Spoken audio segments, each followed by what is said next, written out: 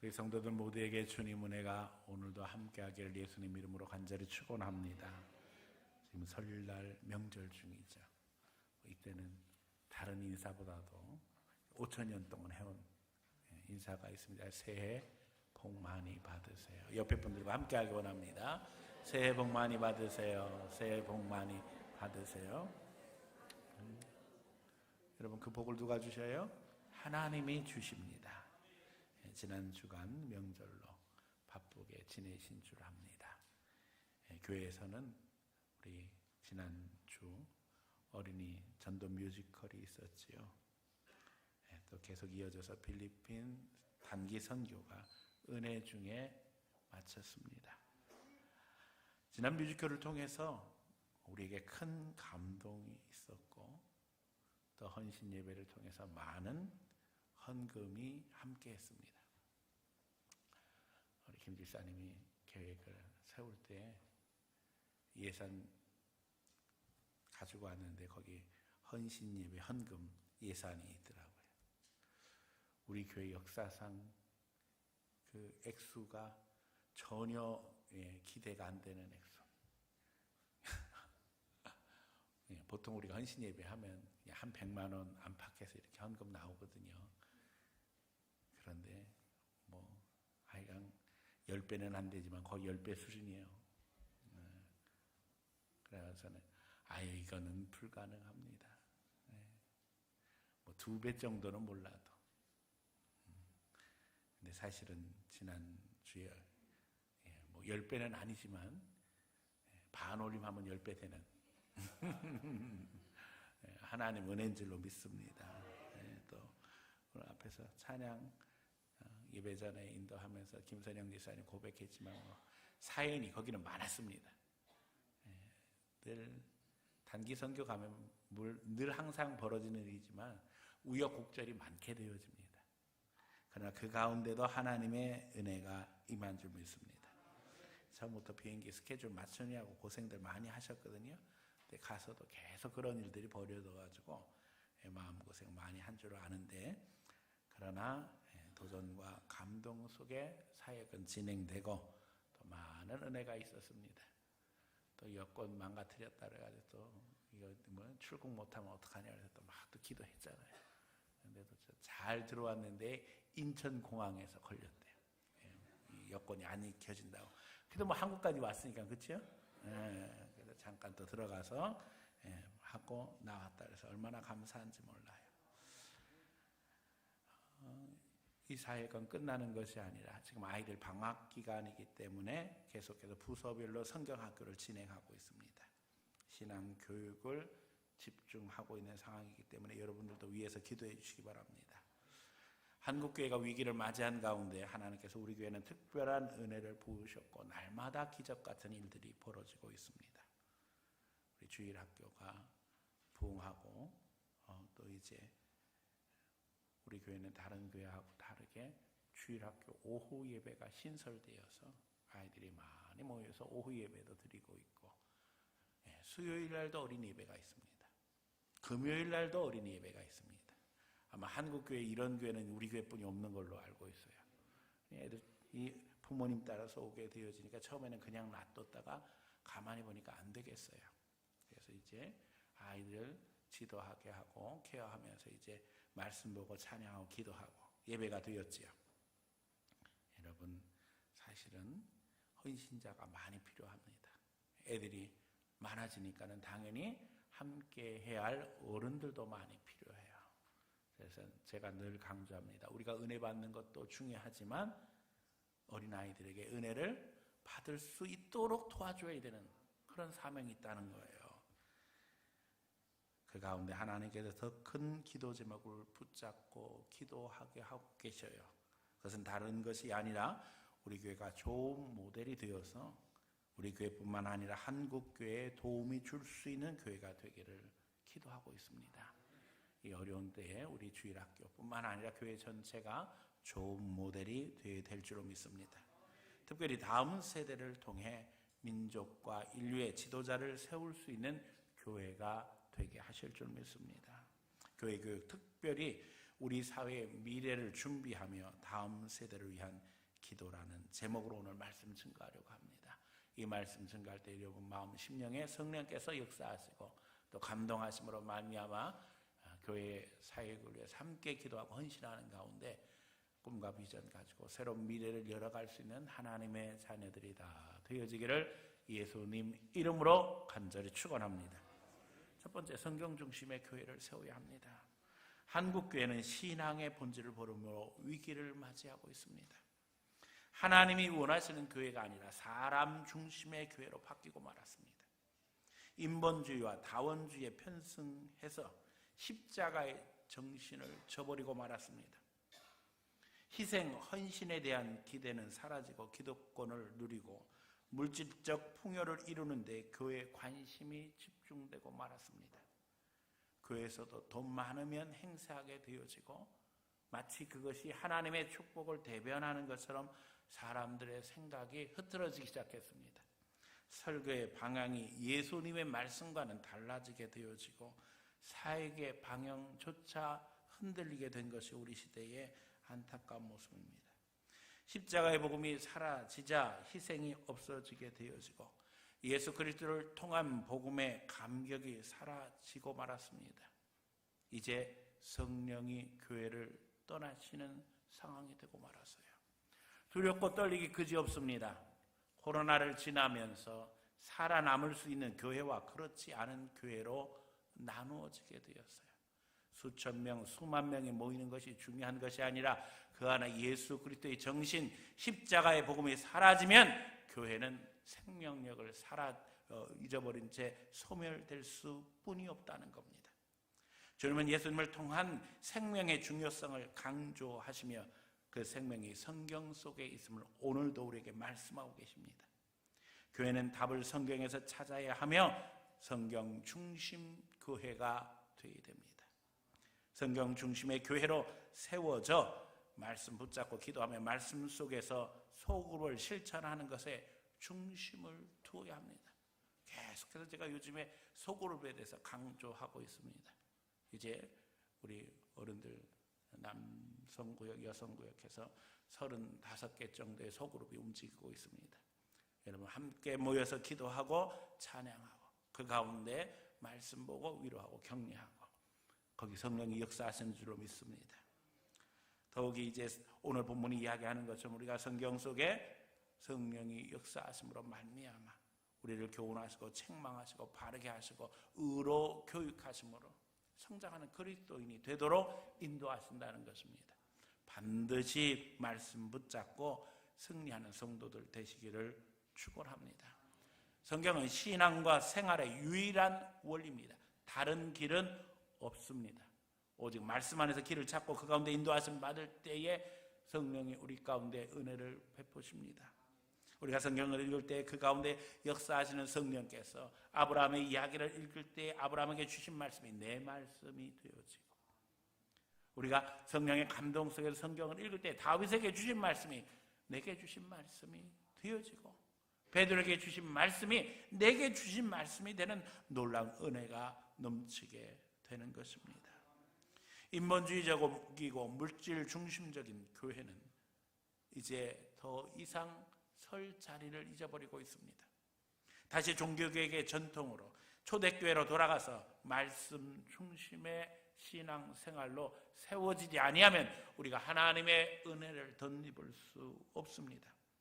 성경을 통해 보여주신 하나님의 뜻을 따라 세상에 나가서도 실천해야만 합니다. 세상을 마귀 소굴로 넘겨두어서는 안 됩니다. 세상에 나가 마치 그리스도인이 아닌 것처럼 행동해서도 안 됩니다. 우리는 빛과 소금으로 하나님의 역사를 감당해야만 합니다. 어둠을 내쫓고 부패를 방지하며 세상을 살맛나게 하는 그리스도인이 되어야 합니다. 세상에 하나님과 멀어져 가고 있습니다. 정치가 하나님과 멀어지고 경제가 하나님과 멀어지고 교육이 하나님과 멀어지고 있습니다. 가치관이 흔들리고 있습니다. 사단적인 세계관이 세상을 지배하고 있습니다. 오늘 우리는 예수 이름으로 이겨야 합니다.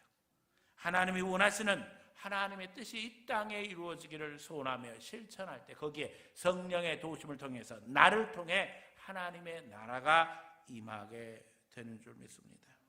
늘 잊어버리지 말아야 될 것은 우리가 지금 영적 전쟁을 하고 있다는 겁니다. 마귀는 어떻게 해서든지 한 사람이라도 지옥으로 끌고 가려고 발버둥 치는 시대를 살아가고 있습니다. 오늘 우리가 성령의 검, 하나님의 말씀으로 무장해야만 마귀 세력이 이길 수 있다는 사실을 기억하며 늘 항상 말씀 중심으로 나 자신을 세우고 말씀 중심으로 다른 사람을 격려하며 위로할 수 있는 하나님의 자녀가 될 줄로 믿습니다. 생명의 양식인 말씀을 날마다 먹고 그 가운데 소화하며 그 가운데 힘을 얻을 수 있는 성도들 되시기를 축원합니다. 이디오피아의 메데드릭 2세라는 황제가 있었습니다. 하나님 말씀대로 살려고 애쓰는 황제였는데 성경을 읽다가 생명의 양식이라는 말씀을 듣고는 마음에 꽂혀서 어떻게 하면 성경을 먹을 수 있을까? 그래서 진짜 이 성경을 갖다가 물에다 넣고 푹 고았어요. 그리고 이제 뜯어먹기 시작했어요. 안타깝게도 오래 살지 못했대요. 소화불량으로. 여러분, 하나님의 말씀을 양식으로 삼는다는 뜻이 뭐예요? 이거 뜯어먹으라는 거 아니잖아요. 이 말씀을 듣고 잘 내 마음에 소화를 해서 이 말씀대로 세상에 나서 어떻게 해야 된다는 거예요? 실천해야 된다는 거예요. 이게 양식도 마찬가지입니다. 계속해서 먹는다고 해서 우리가 건강해지는 거 아니에요. 잘못 먹으면 소화불량 될 수도 있고 그것을 인해서 병이 생길 수도 있어요. 잘 소화해야 돼요. 그리고 이제 소화해서 양식, 힘을 얻을 뿐만 아니라 나가서 움직이며 활동할 때 건강한 사람 되죠. 영적으로도 마찬가지입니다. 말씀 중심의 그리스도인이라는 것은 말씀을 읽으면서 힘을 얻고 이 가운데 능력을 얻어서 그 능력 가지고 세상에 나가서 하나님의 영광 드러내야 된다는 것입니다. 제가 늘 강조하지만 우리는 교회 안에서 훈련되어 이제 세상에 나가서 승리하는 하나님 백성 되어야만 합니다. 영적 전쟁에서 말씀으로 힘을 얻고 그 능력으로 세상에 나가 하나님의 역사를 이루는 귀한 성도들이 다 되어지기를 예수님 이름으로 간절히 축원합니다. 두 번째, 다음 세대를 섬기는 교회가 되어야만 합니다. 오늘 본문에 보니까는 내가 어려서부터 성경을 알았나니 하는 구절이 있지요. 어려서부터 안 성경이 평생의 힘이 되어집니다. 우리 교회는 특별히 야곱과 로이스 사역을 하고 있습니다. 자녀를 축복했던 야곱처럼 말씀으로 어린 손자를 돌봤던 로이스처럼 하나님 앞에 다음 세대를 돌보는 사역을 감당하기 위해서 육신의 자녀가 아니지만 교회 어르신들과 주일학교 아이들을 1:1로 매칭해서 그 아이를 위해서 기도하고 또 교회에서 축복하며 돌보는 사역을 전개하고 있습니다. 여러분들이 다 이런 사역에 동참할 수 있기를 원합니다. 야곱과 로이스로 헌신하고 교회 오는 주일학교 어린 아이들 남의 자녀가 아닌 내 자녀, 우리 자녀로 양육하고 돌봄으로 말미암아 영적 계승, 영적 축복, 영적 은혜가 함께 전달되기를 소원합니다. 재정적 투자뿐만 아니라 이제 교회 사역의 중심을 다음 세대에 두고 하나님 앞에 전개해야 할 상황입니다. 우리 교회는 특별한 하나님의 은혜를 누리고 있습니다. 아파트 입주할 때에 입주 점수 중에 다자녀가 이게 굉장히 중요한 역할을 정부에서 하도록 정책을 세운 결과 우리 동네는 아이 많은 집 우선으로 와서 살게 된 것 같아요. 그래서 다른 동네 가면 아이들 구경하기가 힘들다고 하는데 우리 동네는 아이들이 많은 동네가 되었어요.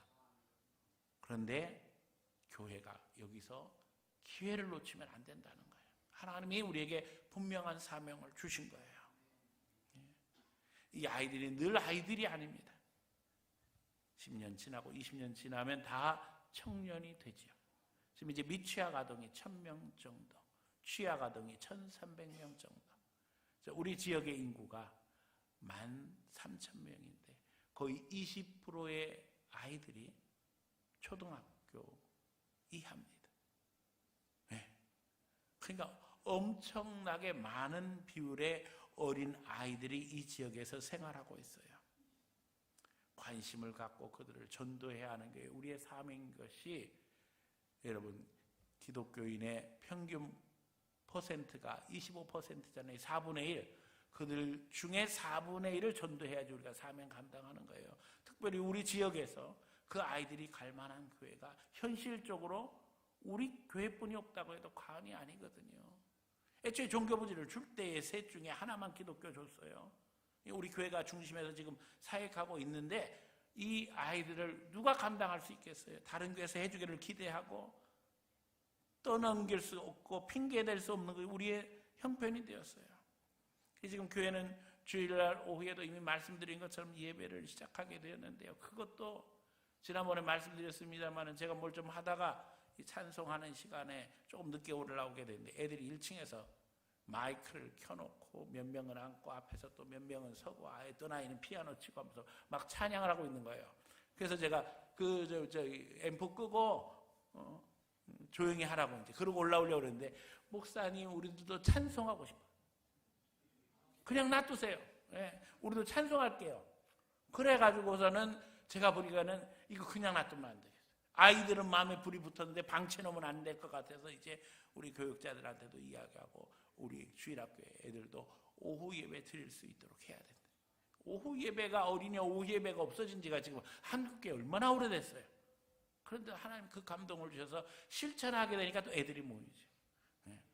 주일 오후에만 애들이 오는 게 아니라 수요일날 올 때도 엄마 따라오고 금요일날 올 때도 엄마 따라와서 교회 애들이 바글바글한데 그냥 놔두면 안 되잖아요. 시끄럽다고 조용히 하라고 하는데 조용히 하는 것도 아니에요. 계속 애들은 장난치고 떠들게 돼 있잖아요. 그래가지고 그냥 해서 아이들 돌볼 수 있도록 하고, 돌보는 게 다른 게 아니라 말씀 가르치고 찬양하고 기도하고, 이 사역에도 우리 많은 분들이 함께함으로 말미암아 헌신해야만 합니다. 지금 사람이 모자라요. 우리 교사들이 더욱 많이 세워져서 이 어린이들을 돌볼 수 있는 사역에 함께해야 됩니다. 평일 방과 후 교실, 주말에 놀이 프로그램 우리가 점점 확대해 나가고 있습니다. 그래서 놀토 재미있습니다. 우리 또 이제 문화사역에 있어서도 다음 세대가 점점 중심이 되고 있어요. 뭐 축구뿐만 아니라 농구, 수학, 영어, 악기 레슨 등 어린이들이 중심이 돼서 지금 문화사역 전체가 지금 거기에 포커스가 맞춰져서 우리의 의도와는 상관없이 점점점 그렇게 돼 가고 있어요. 여러분 위해서 기도해 주시기 바랍니다. 하나님의 역사입니다. 그런데 여러분 조금 전에 이야기한 것처럼 이거는 시한부예요. 이 아이들이 날마다 어린아이로 있는 것도 아니고 이 동네에 계속 어린아이들이 유입되는 것도 아니고, 시간을 정해놓고 어느 순간이 지나면 마치 절벽처럼 뚝 떨어지게 되어져요. 지금 인구 절벽 시대를 맞았잖아요. 우리 동네도 예외가 될 수 없어요. 그래서 마음이 간절합니다. 급합니다. 주신 기간 동안 이 아이들을 믿음으로 잘 세워서 우리 교회가 교육 중심 교회로 자리를 분명하게 하고, 자녀의 신앙을 고민하는 신앙인들이 우리가 아이를 위해서라도 항동중앙교회로 가야 되겠다 하는 그런 결단을 해야 되는 시점에 우리가 와 있습니다. 불신자들을 전도하는 것 이상으로 신자의 자녀들을 복음화하고 성경화시키는 것은 너무나도 중요한 사명입니다. 한국교회는 이 부분에 있어서 실패를 했고 위기를 맞이하고 있습니다. 청교도들이 이제 신대륙에 와서 모든 기득권을 내려놓고 새로운 신앙 사역의 시대를 열어갈 때 가장 큰 고민은 자녀 교육이었어요. 왜냐하면 유럽에서 올 때 모든 기득권을 포기했습니다. 물질도 포기하고 집도 포기하고 관계도 포기하고 여러 가지 것을 포기하고 와서 새로운 신앙 공동체를 만들어서 하나님이 원하시는 나라가 되기를 갈망할 때에 현실적으로 그들에게 와닿는 가장 큰 고민거리는 자녀 교육이었어요. 우리는 모든 걸 다 포기하고 여기까지 왔는데 우리 자녀들이 신앙으로 서지 못한다면 앞으로 이들의 장래는 도대체 무엇이 될 것인가? 그래서 청교도의 제일 숙제가 다음 세대 교육이었어요. 철저히 믿음으로 가르쳐야만 우리 자녀들에게는 소망이 있을 것이다.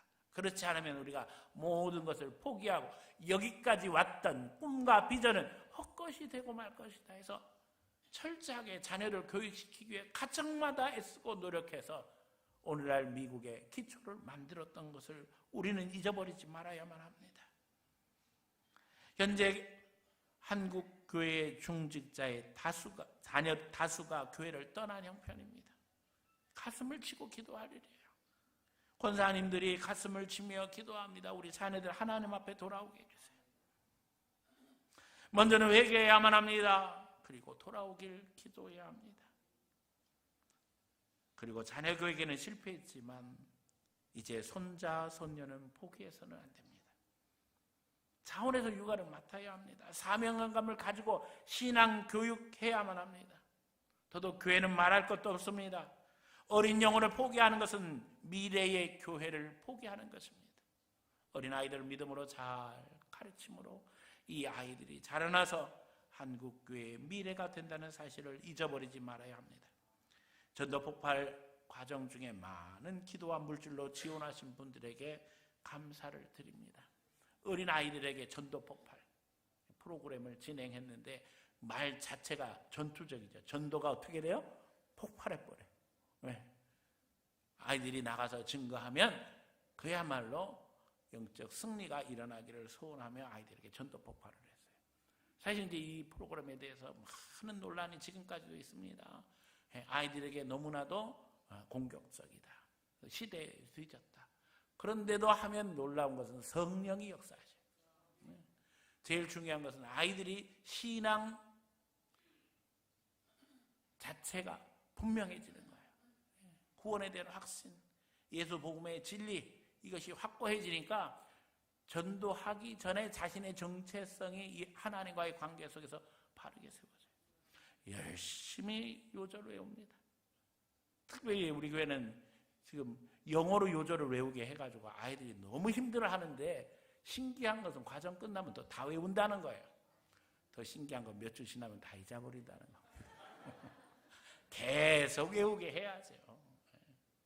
그런데 중요한 것은요, 우리가 다 아는 것처럼 어린 시절 외운 요절, 읽은 책, 그 영향이 어디까지 가요? 죽을 때까지 가요. 3살 버릇 80까지 간다고 그러잖아요. 네. 배운 것들이 하나님의 능력이 될 줄로 믿습니다. 뮤지컬을 하면서 감동스러웠던 건 그 아이들이 부르는 노래 가사 하나하나가 다 뭐예요? 복음이에요. 열심히 외우면서 그 아이들이 복음으로 무장하는 거예요. 그래서 어느 상황에든지 콕 찌르면 복음이 나오더래요.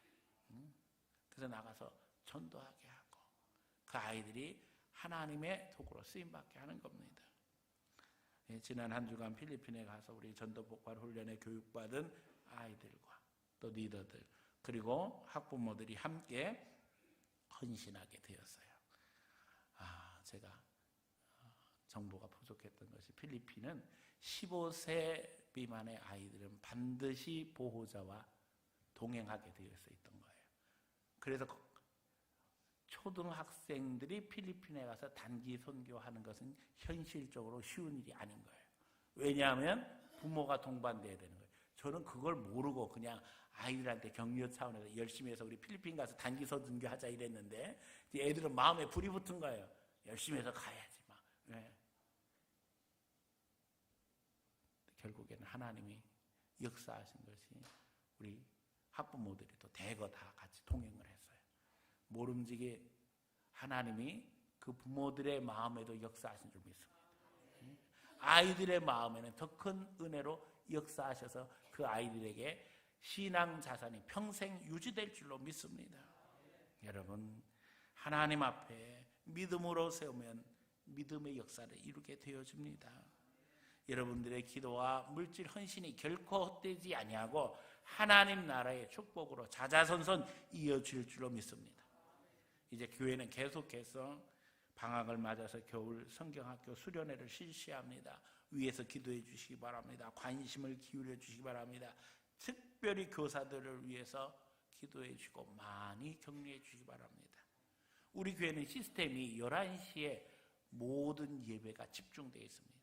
제가 꿈꾸는 교회가요, 엄마, 아빠, 할머니, 할아버지가 함께 손잡고 교회로 들어오는 교회입니다. 모든 세대가 함께 예배하는 교회인데 하나님께서 그런 축복을 주셨어요.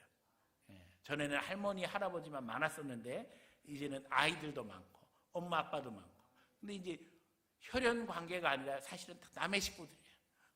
이게 신앙의 3세대가 돼야 되는데 신앙의 3세대는 안 되고 손자, 손녀가 있는 것 같지만 이 손자, 손녀는 남의 애들이에요. 다. 어떻게든 간에 하여튼 모든 세대가 함께 예배하는 교회가 되었는데 그러다 보니까 교사들은 모두 다 미리 와서 예배하고 준비해야 되는 상황이에요. 그래서 이분들은 새벽부터 나와서 하나님 앞에 준비합니다. 특별히 교사들이 일부 예배 찬양대에 헌신을 했어요.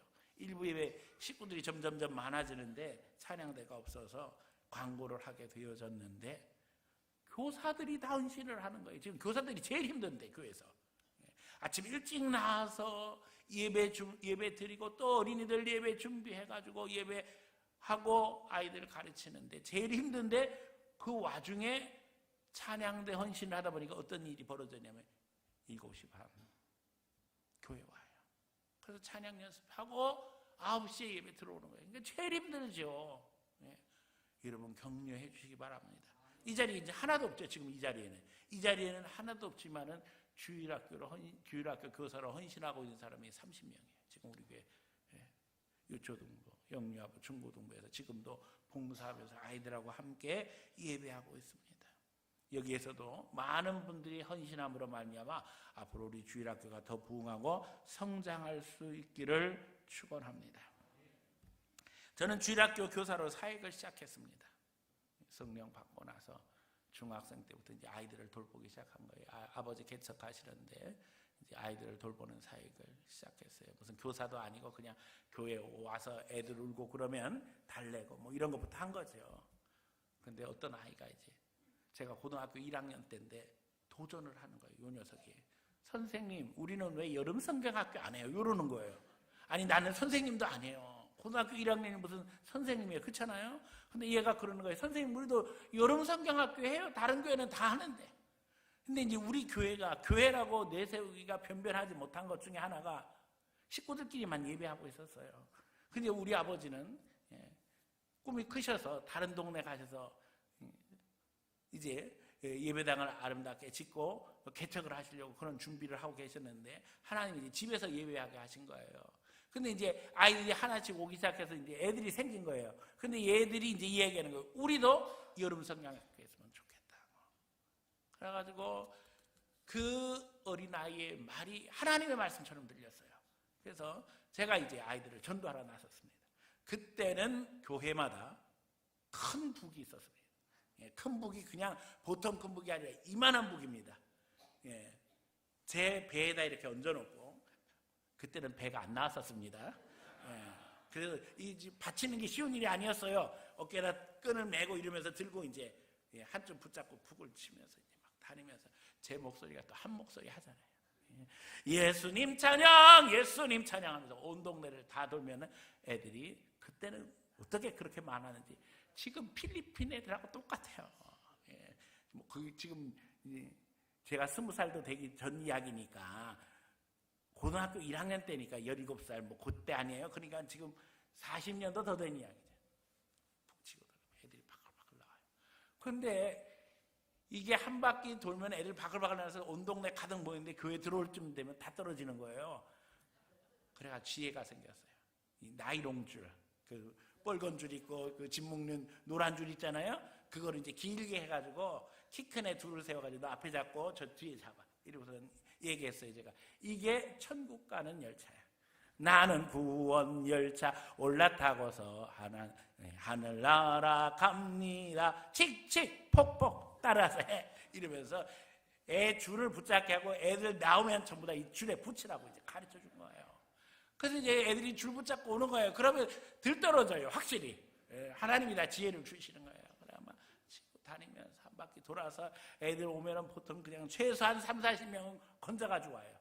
그러면 기도하고 찬송하고 그래가지고 이제 성경학교를 시작하고 그게 주일학교의 시작이 되었어요. 아버지가 이제 집을 헐고 예배당을 거기다 지어서 이제 목회를 계속 하시게 되었는데, 그 예배당을 짓기 전에 천막이, 비닐하우스가 큰 게 있었어요. 비가 오는 날인데요. 이제 비닐하우스에 구멍이 뚫려서 비가 줄줄 새요. 제가 이제 그걸 돌보려고 17살 때입니다. 나갔는데 우리 주일학교 꼬마 녀석 하나가요, 저보다 더 큰 삽. 그때 그 아이가 6살짜리예요. 걔가 왜 우리 성경학교 안 왔냐고 한 아이고요. 얘는 다른 교회 다니면서 지키고 있는 거예요. 다른 교회 성경학교하고. 우리 교회 오른 애가 그 교회 갈까봐. 그 앞에 서서 소리 지른대요. 야, 너 왜 우리 교회 다니는 애가 여기 성경학교 왔어? 너 들어가면 안 돼! 전 그런 거 가르쳐가 없거든요. 근데 이제 걔가 교회를 살아가는 마음이 특심한 애였던 거예요. 삽을 들고 와가지고는 오는 거예요. 그래서 아니 너 왜 왔어? 그랬더니 교회 물 차가지고서는 그거 자기가 좀 뭘 어떻게 해보려고 왔다는 거예요. 6살짜리가 뭘 하겠어요. 삽만한 애가, 삽이 요만큼 오잖아요. 근데 그걸 간신히 끌고 다닐 만한 애가 온 거예요.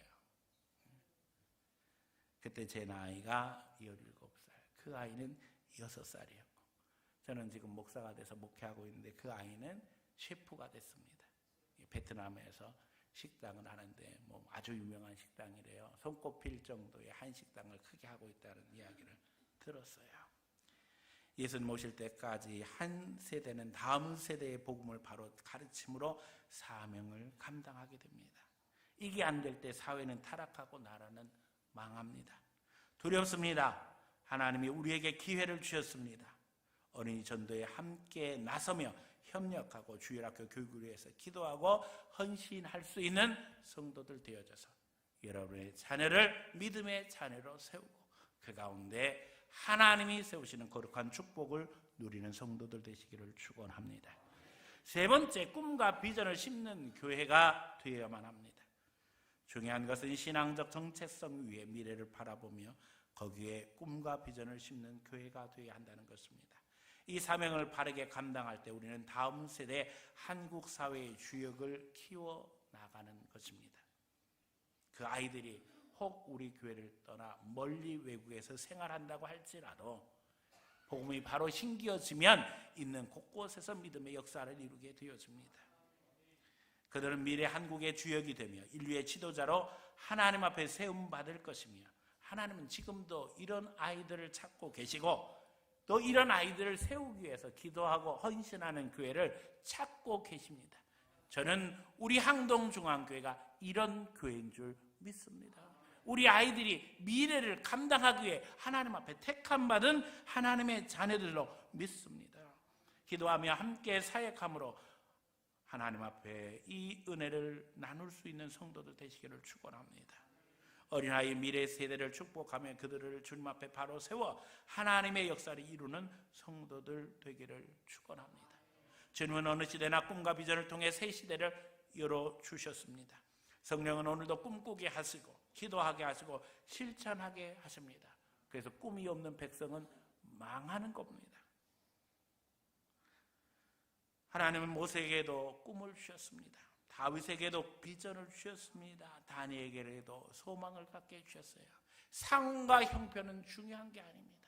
우리가 아는 것처럼 모세는 출애굽 사명을 감당했습니다. 애굽에서 종노릇할 때 하나님이 그를 부르셨어요. 다니엘은 포로로 잡혀간 거기에서 하나님 부르셨어요. 다윗은 목동일 때 하나님이 부르셨어요. 전혀 가능성이 없는 상황에서도 하나님은 역사하시고 일하십니다. 우리는 하나님의 자녀입니다. 종이나 노예나 사꾼처럼 행동해서는 안 됩니다. 아버지의 상급, 아버지의 칭찬, 인정, 아버지의 역사하심을 바라보며 도전하시기 바랍니다. 시제가 침체되고 있습니다. 사람들은 대한민국에 더 이상 미래가 없다고 말합니다. 심지어 한국교회는 소망 없다고 말합니다. 그러나 그건 그 사람의 생각입니다. 말씀을 통해서 하나님은 오늘도 역사를 이루시며 성령은 오늘도 우리에게 감동하시고 그 가운데 비전을 갖고 실천하게 하십니다. 먹기 초기 교회를 지키는 것조차 힘들었습니다. 교회 형편은 답답했습니다.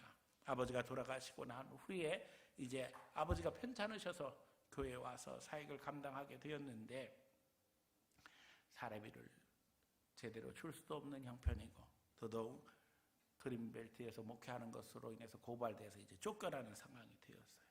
참 힘들었어요. 그런데 큰 교회에서 청빙이 왔어요. 지금 우리 교회 교인 숫자보다도 많은 교회, 여러 번의 청빙이 있었어요. 그런데 기도하면 갈 수가 없었어요. 사람인데 왜 가고 싶은 마음이 없겠어요? 다 보장이 된 교회. 염려할 것, 근심할 것 아무것도 없는데 하나님 앞에 기도하면 하나님이 아니다. 엎드려서 기도해요. 빠져나가면 나만 잘 되고자 해서 가는 것 같아서 우리 교인들 생각하면 너무 마음이 아팠어요. 그런데도 그 중에 더러는 교회를 떠나며 제게 악담하는 사람들도 있었습니다. 그런데 기도하면 하나님이 꿈과 비전을 주셨어요. 저는 그래서 하나님의 인도하심 받는 목회를 할 수 있었어요.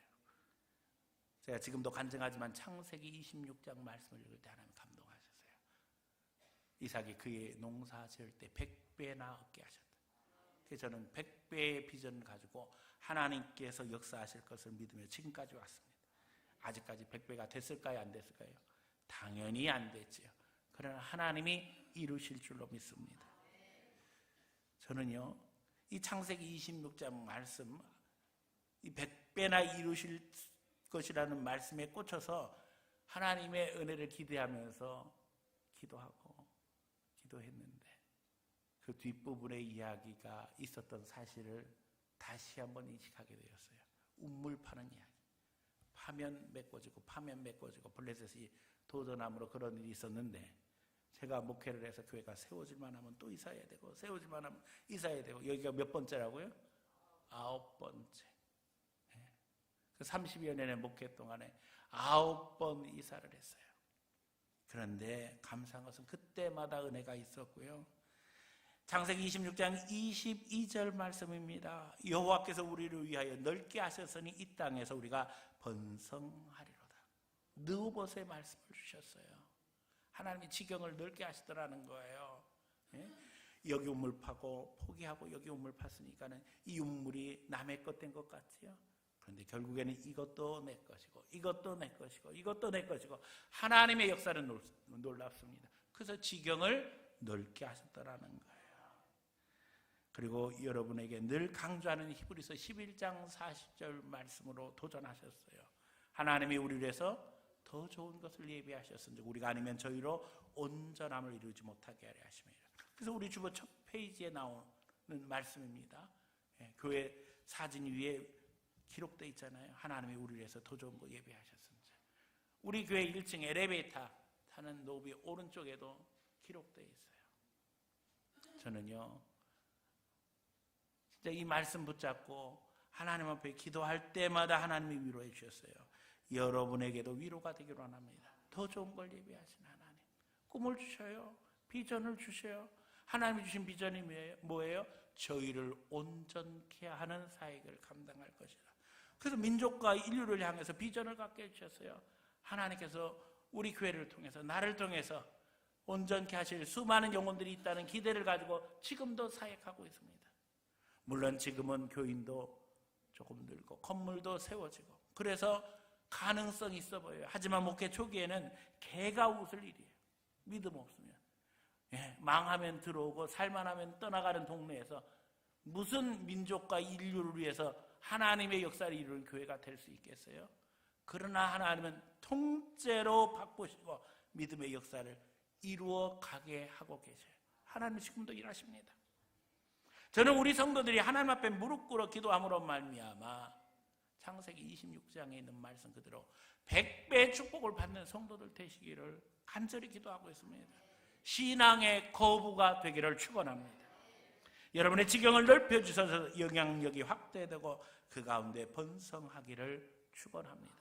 무엇보다도 더 좋은 것을 체험받는 성도들이 됨으로 말미암아 그 더 좋은 곳의 정점이 예수 그리스도라는 사실을 깨닫고 이제는 주의 영혼들에게 나누고 베푸며 그 가운데 하나님의 은혜를 풍성히 누리는 성도들이 되기를 소원합니다. 성령 안에서 그리스도의 구원에 감격하며 서로를 축복하고 중보하며 격려하며 믿음 세워 이제 나가 다음 세대를 향해 믿음의 역사를 이루고 그 가운데 하나님의 영광 드러내는 귀한 성도들 다 되어지기를 예수님 이름으로 간절히 축원합니다.